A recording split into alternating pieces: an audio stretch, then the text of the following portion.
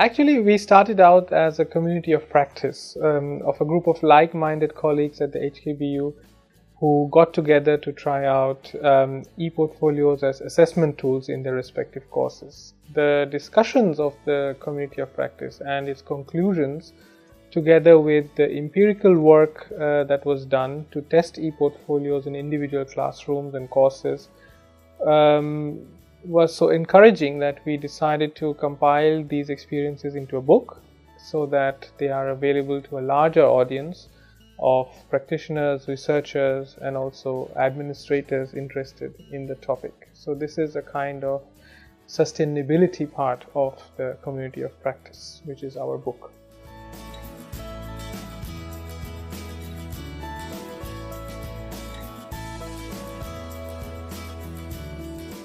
E-portfolios are relevant today because of two very important outcomes which every higher education institution in the world is looking to achieve. One is the ability of the learners to present a holistic picture of their learning experiences and to be able to take control of those learning experiences. And secondly, the ability of the teachers to assess learning outcomes not based on individual quizzes or papers, but based on the process of how those learning outcomes are being achieved. This enables learners and teachers to be equal partners in the learning process.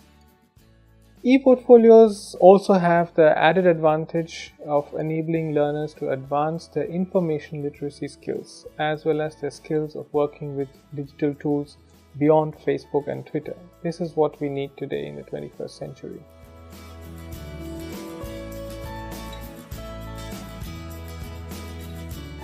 Yes, it is one of the unique features of this book. Traditionally, one thinks of a CV, an artist's showcase, or a collection of written work in disciplines such as language when one thinks of an e-portfolio.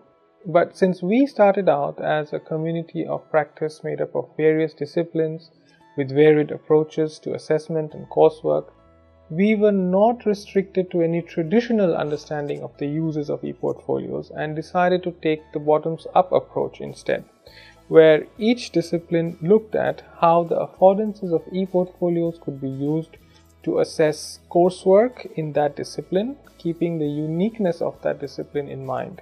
So these multidisciplinary models or approaches are what make up the heart of this book.